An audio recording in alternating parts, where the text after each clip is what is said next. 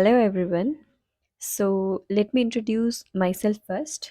Uh, मेरा channel है JL Shastri studies fair और यहाँ मैं आपको पढ़ाने जा रही हूँ 11th क्लास की NCERT केमिस्ट्री। हम यहाँ पे NCERT पढ़ेंगे। So let's start with the first chapter of 11th class, that is some basic concepts of chemistry.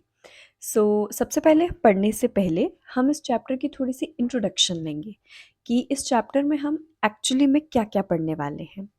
सबसे पहले इस चैप्टर में हम ये पढ़ने वाले हैं कि इंडिया ने अपनी किस तरह की कॉन्ट्रीब्यूशंस दी हैं for the development of chemistry. कौन-कौन सी ऐसी कॉन्ट्रीब्यूशंस हैं जिनको बहुत ज़्यादा अप्रिसिएशन मिली है फ्रॉम इंडिया। दूसरा हम यहाँ पे पढ़ने वाले हैं कि केमिस्ट्री के रूल को हम यहाँ पे देखने वाले हैं, केमिस्ट्री के रूल को हम अंडरस्टैंड करने वाले हैं कि different different areas of our life, हमारी डे टू डे लाइफ में हम कहाँ पे केमिस्ट्री को यूज़ करते हैं। शायद आपने कभी केमिस्ट्री को उस नज़रिए से नहीं देखा होगा जो आप इस चैप्टर को पढ़ने के बाद देखेंगे। नेक्स्ट हम यहाँ पे पढ़ने वाले हैं, जैसे आप सबको बचपन से पता होगा या छोटी क्लासेस में आपने मैटर के बारे में पढ़ा होगा। हम यहाँ पे मैटर की स्टेट्स को डिस्कस करने वाले हैं कि मैटर की 3 स्टेट्स होती हैं, उनके बारे में पढ़ेंगे। देन हम यहाँ पे पढ़ने वाले हैं सबस्टांसेस, डिफरेंट डिफरेंट सबस्टांसेस के बारे में। एज़ वी ऑल नो, हम कभी ना कभी कुछ कंपाउंड्स के बारे में पढ़ते हैं, लेकिन हमें कंपाउंड वर्ड नहीं पता। हम कभी एक कोई वर्ड यूज़ करते हैं मिक्सचर, हमें मिक्सचर के बारे में नहीं पता। सबसे पहले हम ये पढ़ेंगे कि एलिमेंट्स क्या होते हैं, कंपाउंड्स क्या होते हैं और मिक्सचर्स क्या होते हैं, इनकी क्या डिफ्रेंसिएशन है। इन वर्ड्स को अच्छे से जानेंगे कि ये क्या चीज़ें होती हैं। उसके बाद हम साइंटिफिक नोटेशंस पढ़ने वाले हैं, जो कुछ न्यूमेरिकल टॉपिक्स हैं। उसके बाद सिग्निफिकेंट फिगर्स क्या होते हैं, उनको कैसे निकाला जाता है, वो पढ़ेंगे। देन प्रिसिशन और accuracy are the two words, इनके बीच में क्या डिफरेंस होता है, प्रिसिशन क्या होता है, एक्यूरेसी क्या होता है।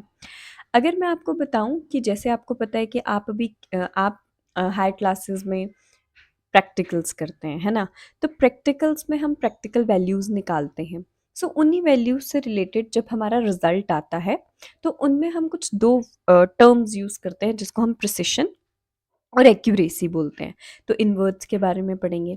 नेक्स्ट हम पढ़ेंगे एसआई यूनिट्स क्या होते हैं, ठीक है? इनको एक फिज़िकल क्वांटिटी को दूसरी फिज़िकल क्वांटिटी में अगर हमें चेंज करना हो, वो कैसे करेंगे? एक फिज़िकल क्वांटिटी के यूनिट्स को दूसरे फिज़िकल क्वांटिटी यूनिट्स में चेंज करना हो, जैसे मीटर को सेंटीमीटर में, मीटर को पिकोमीटर में। कुछ नए यूनिट्स के बारे में हम जानेंगे, जैसे नैनोमीटर, पिकोमीटर, मोल कॉन्सेप्ट के बारे में हम यहाँ जानेंगे, ठीक है? देन यहाँ पे हमारे पास आ जाएगा very important topic, that is laws of chemical combination, जिसके अंदर हम टोटल 5 लॉज़ जो हैं वो पढ़ते हैं। वो लॉज़ क्या हैं, किस तरह से वो हमें केमिकल कॉम्बिनेशन के बारे में बताते हैं। उसके बाद हम यहाँ पे पढ़ने वाले हैं significance of atomic mass. Atomic mass क्या होता है, ठीक है?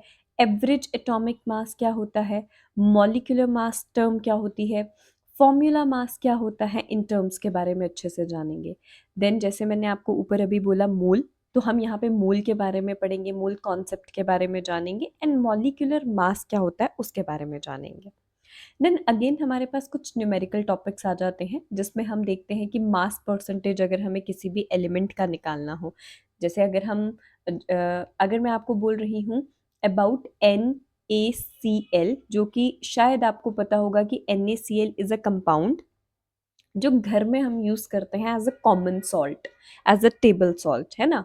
तो NaCl में अगर हमें बोला जाए सोडियम कितने परसेंटेज प्रेजेंट है, क्लोरीन कितने परसेंटेज प्रेजेंट है, तो हम एलिमेंट्स का परसेंटेज कैसे निकाल सकते हैं, उनको कैलकुलेट करना यहाँ पे सीखेंगे। उसी तरह से डिफरेंट डिफरेंट कंपाउंड्स के अंदर जो एलिमेंट्स की कंसंट्रेशन, एलिमेंट्स की परसेंटेज होती है, उनको निकालना सीखेंगे। उसके बाद हम यहाँ पे अगेन कुछ न्यूमेरिकल टॉपिक्स की बात करेंगे, जिसमें हमारे पास एक आ जाएगा एम्पिरिकल फार्मूला, मॉलिक्यूलर फार्मूला आ जाएगा कि कंपाउंड्स का एम्पिरिकल फार्मूला क्या होता है, मॉलिक्यूलर फार्मूला क्या होता है ना? उसके बाद उनके एक्सपेरिमेंटल डेटा की बात करेंगे एंड नेक्स्ट हम पढ़ेंगे यहाँ पे कुछ स्टोक्योमेट्रिक कैलकुलेशंस पढ़ेंगे, है ना? तो बेसिकली ऑल इन ऑल अगर मैं फर्स्ट चैप्टर की बात करूँ, तो first chapter deals with different different topics वो टॉपिक्स पूरी केमिस्ट्री में आपको हेल्प करते हैं। जैसे क्या होता है ना कि केमिस्ट्री में आगे अगर हम 11th क्लास की ही बात कर लें तो 11th क्लास में टोटल 9 चैप्टर्स हैं। तो 9 चैप्टर्स में यूज़ होने वाले कुछ कॉमन कॉन्सेप्ट्स हैं जो हमारा फर्स्ट चैप्टर डील करता है। हमारे फर्स्ट चैप्टर में हम बहुत सारी ऐसी चीज़ें पढ़ते हैं जो आगे के केमिस्ट्री में आगे के चैप्टर्स में हम उनके बारे में उनको यूज़ कर सकते हैं, है ना? So let's start with the NCERT reading. ठीक है, हम एनसीईआरटी रीडिंग पढ़ेंगे। सो मेरा बेसिक मोटिव एनसीईआरटी रीडिंग पढ़ाने का, एनसीईआरटी रीडिंग करवाने का ये रहेगा कि बच्चे जो हैं वो बहुत ईज़िली इसको समझ सकें एंड अगर वो रीड करें तो उनको ये एनसीईआरटी जब भी वो एनसीईआरटी बुक खोलें, वो रिवाइज़ करें, तो उनको कोई भी ऐसा वर्ड, कोई भी ऐसी लाइन नहीं होनी चाहिए जो समझ में ना आए। अब क्या होता है कि हम नोट से पढ़ते हैं, हम अदर सोर्सेज से पढ़ते हैं, लेकिन एनसीईआरटी बुक जो है ना, it is very very important for all the competitive exams, for all type of exams, even for NEET and JEE, even for your board exams. So NCERT reading बहुत कम बच्चे जो हैं वो कर पाते हैं। So the main motive behind this NCERT series is कि बच्चे जो हैं वो इस टॉपिक को एनसीईआरटी रीडिंग एनसीईआरटी रीडिंग से डरे नहीं, वो इजीली एनसीईआरटी रीडिंग जो है वो आराम से कर सकें, है ना? So let's start with a quote. There is a quote by Roald Hoffmann. ठीक है, उन्होंने क्या बोला था कि जो केमिस्ट्री है ना, chemistry is the science of molecules and their transformations. So जब हम बात करते हैं केमिस्ट्री की तो ये एक ऐसी साइंस है जो मॉलिक्यूल से डील करती है और मॉलिक्यूल्स की ट्रांसफॉर्मेशन से, उनके अंदर के चेंज से डील करती है। देन अगर हम बात करें केमिस्ट्री की तो ये ऐसी साइंस है जो सिर्फ 100 एलिमेंट्स, जो कि 100 प्लस पीरियोडिक टेबल में हमारे कुछ एलिमेंट्स दिए गए हैं, आप सभी बच्चों को पीरियोडिक टेबल के बारे में पता होगा, है ना? तो उसमें 100 प्लस पीरियोडिक एलिमेंट्स दिए गए हैं। तो केमिस्ट्री जो कि एक साइंस की ब्रांच है, वो सिर्फ उन 100 एलिमेंट्स से नहीं बिलोंग करती। इनफैक्ट वो infinite variety of elements, molecules से बिलोंग करती है, और वो जो मॉलिक्यूल्स हैं वो इन 100 प्लस एलिमेंट्स से बने होते हैं, है ना? So chemistry is not restricted to only 100 elements जो नोन है। इवन मिलियंस ऑफ मॉलिक्यूल्स जो उन 100 प्लस एलिमेंट्स से बने होते हैं, उन सब के बारे में जब हम पढ़ते हैं, वो सब चीज़ें हम कहाँ पे पढ़ते हैं? केमिस्ट्री में पढ़ते हैं। ओके, आई होप यहाँ तक आपको अभी तक मज़ा आया होगा। सो let's start with the reading. Science की अगर हम बात करें, ठीक है, तो साइंस को किस साइंस एज अ सब्जेक्ट, ठीक है, एज अ सब्जेक्ट इसको किस तरह से देखा जाता है? ये एक तरह का एक ह्यूमन एफर्ट है, ह्यूमंस की तरफ से एक एफर्ट है जिसमें नॉलेज को सिस्टमाइज तरीके से दिया जाता है, जिसमें नेचर को डिस्क्राइब किया जाता है, नेचर को डिस्क्राइब करा जाता है, नेचर को समझा जाता है। ठीक है, नेचर है ना, हमारे आगे पीछे की जो सराउंडिंग्स हैं उसके बारे में जाना जाता है, उसको डिस्क्राइब किया जाता है, उसमें होने वाले डिफरेंट डिफरेंट फिनोमिनन्स को, डिफरेंट डिफरेंट चीज़ों को, डिफरेंट डिफरेंट प्रोसेसेस को एक सिस्टमाइज तरीके से उसकी नॉलेज जो है वो साइंस हमें प्रोवाइड करती है। एंड जैसा कि आपने अपनी प्रीवियस क्लासेस में बहुत सारे डिफरेंट डिफरेंट सबस्टांसेस के बारे में पढ़ा होगा जो नेचर के अंदर प्रेजेंट होते हैं, है ना? आपने बहुत सारी ऐसी चेंजेस के बारे में प्रीवियस क्लासेस में पढ़ा होगा जो डे टू डे लाइफ में ऑकर करती हैं। जैसे कुछ चेंजेस की अगर हम बात करें, कर्ड फॉर्मेशन, जो कि हमारे घर में रोज़ देखने को मिलता है। कर्ड इज़ दही, है ना? दही बनना। अब ये जो दही बनता है, ये भी तो साइंस ने एक्सप्लेन, इसको कौन एक्सप्लेन कर रहा है कि ये जो दही हमारे घर में बनाया जाता है ना? ये दही कैसे बनता है? इसको किसने एक्सप्लेन करा? इसको साइंस ने एक्सप्लेन करा कि मिल्क को यूज़ करके जब कर्ड फॉर्मेशन होती है तो अंदर क्या है, कोई बैक्टीरिया काम करता है, कोई माइक्रो ऑर्गेनिज्म काम करता है, वो क्या करता है, कैसे दही बनता है, जो कि एक बहुत डे टू डे लाइफ में होने वाला प्रोसेस है ना? सो साइंस हमारी डे टू डे लाइफ में होने वाले कॉम्प्लेक्स से कॉम्प्लेक्स और सिंपल से सिंपल प्रोसेसेस को एक सिस्टमाइज तरीके से एक्सप्लेन करता है। हम तक उसकी नॉलेज पहुंचाता है, ठीक है। उसके बाद अगर हम बात करें विनेगर की, सो विनेगर क्या होता है, बहुत सारे लोगों को शायद नहीं पता हो, विनेगर को सिरका भी बोला जाता है, ठीक है। सिरका का मतलब क्या होता है कि विनेगर ना एक खटास के लिए या प्रिजर्वेटिव, ठीक है, जो खाने को प्रिजर्व करता है, जैसे बहुत सारे पिकल्स में विनेगर डलता है ना। तो नूडल्स जो कि बच्चे बहुत शौक से खाते हैं, नूडल्स चाउमीन्स के अंदर विनेगर डलता है थोड़ा सा, ठीक है। तो विनेगर कुकिंग के लिए बहुत ज़्यादा यूज़ होता है। तो ये जो विनेगर है ना, इसको कैसे बनाया जाता है, इसको शुगर केन जूस से बनाया जाता है। शुगर केन जूस को काफ़ी लंबे समय तक रखा जाता है, ठीक है, उससे विनेगर को प्रिपेयर किया जाता है। सो ये एक बहुत कॉमन यूज़ होने वाली, जैसे विनेगर तो हम सब किचन्स में यूज़ करते हैं, है ना। लेकिन हम कभी नहीं सोचते इसको, इस पर्सपेक्टिव से नहीं सोचते कि इसमें भी एक साइंटिफिक नॉलेज छुपी हुई है, इसमें भी केमिस्ट्री की, साइंस की कुछ नॉलेज छुपी हुई है ना। तो उसको ईज़ी तरीके से हमें कौन बताता है, साइंस। और साइंस में भी स्पेशली केमिस्ट्री ब्रांच जो है वो हमें इन सब चीज़ों के बारे में बताती है। उसके बाद जैसे आए दिन हमारे घर में क्या होता है, हमारे जो आयरन कोई स्टैंड है, कोई आयरन प्रोडक्ट्स हैं, कोई आयरन ऑब्जेक्ट्स हैं, है ना, उनको हम बोलते हैं जंक लग गया है, रस्ट हो गई है, जिसको हम रस्टिंग बोलते हैं।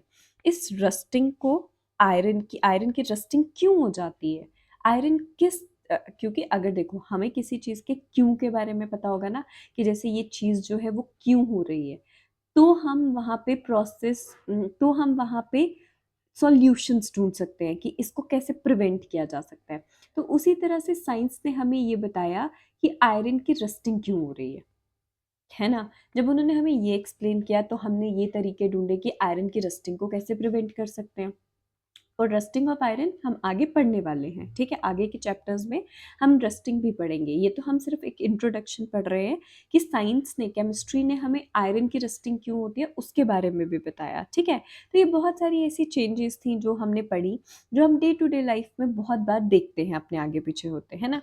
अब इस सो दैट हम इन सब चीज़ों को पढ़ सकें, है ना, इन सब चीज़ों के बारे में जान सकें, डिफरेंट डिफरेंट नॉलेज को डिफरेंट डिफरेंट सब्जेक्ट्स में बांटा गया। जैसे आपको पता है कि साइंस जब हम पढ़ते हैं तो छोटी क्लासेस में हम साइंस को एज अ जनरल सब्जेक्ट लेकर पढ़ रहे होते हैं, जिसमें हम उनकी क्लासिफिकेशन नहीं पढ़ते कि साइंस केमिस्ट्री है, साइंस फिजिक्स है, या साइंस क्या है। हम जनरली साइंस में different different topics, different different chapters जो हैं वो पढ़ते हैं। लेकिन फिर जैसे ही हम थोड़ी हायर क्लासेस में आते हैं तो वहाँ पे हम देखते हैं कि साइंस को अलग अलग पार्ट्स में डिवाइड किया गया है, साइंस को अलग अलग ब्रांचेस में डिवाइड कर दिया गया है। वो क्यों डिवाइड किया गया है, सो दैट हमारी कन्वीनियंस के लिए हम उसको ईजी तरीके से पढ़ सकें। हम अलग अलग चीज़ों को, जैसे अगर हम बॉडी के लिए पढ़ रहे हैं, हम प्लांट्स और एनिमल्स के लिए पढ़ रहे हैं, हम अपनी लाइफ से रिलेटेड प्रोसेसेस के बारे में पढ़ रहे हैं, तो हम उसको बायो में पढ़ते हैं। और बायो में भी इवन जोलॉजी और बॉटनी की दो ब्रांचेस आ जाती है।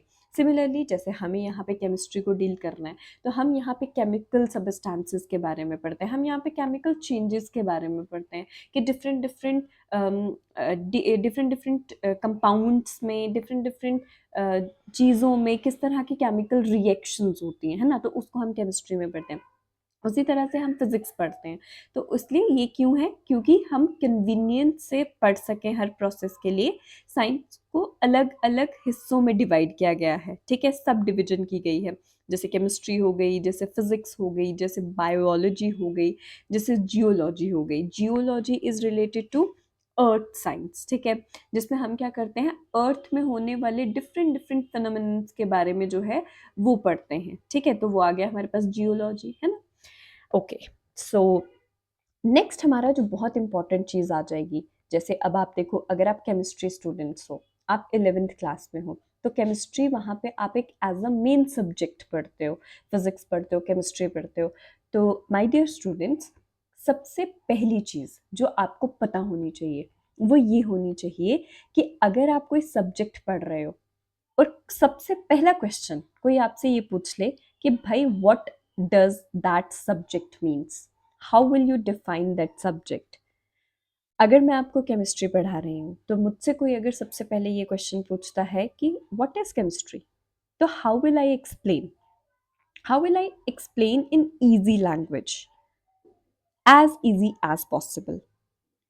अगर आप किसी छोटे बच्चे को 8th क्लास के बच्चे को भी समझाते हो कि भाई केमिस्ट्री, तो आप उसको कितने ईजी तरीके से समझा सकते हो। आपकी अप्रोच हमेशा पढ़ने की वैसी होनी चाहिए, है ना।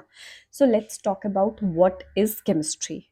How will we define chemistry as easy as possible, है ना। So the branch of science, अगर हम केमिस्ट्री की डेफिनेशन पढ़ते हैं, सो केमिस्ट्री की डेफिनेशन हमारे पास क्या आ जाती है, केमिस्ट्री वो ब्रांच आती है, ठीक है। केमिस्ट्री क्या है, the branch of science that studies the preparation. सबसे पहले अगर हम बात करें, it deals with the preparation, it deals with the properties, it deals with the structure and reactions of material substances. That branch of science is called as chemistry, है ना। Now ये तो हो गई इंग्लिश में, है ना, ये तो हो गई एक प्रॉपर साइंटिफिक नॉलेज। हम इसको इजी तरीके से कैसे पढ़ सकते हैं वो हम इसमें जानेंगे।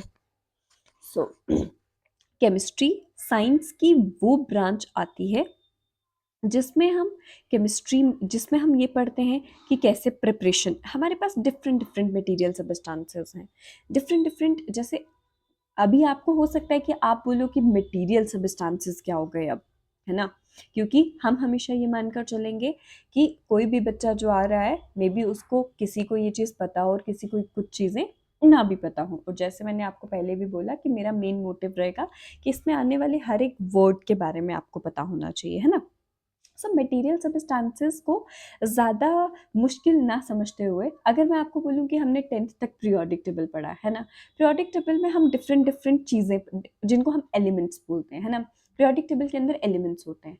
अब वो एलिमेंट्स से हम जिन चीज़ों को बनाते हैं, जैसे फॉर एग्जाम्पल अगेन मैं आपको बोलती हूँ NaCl, सोडियम क्लोराइड, जो कि हम घर में रोज यूज करते हैं as a salt, common salt, table salt जिसको हम बोलते हैं, है ना।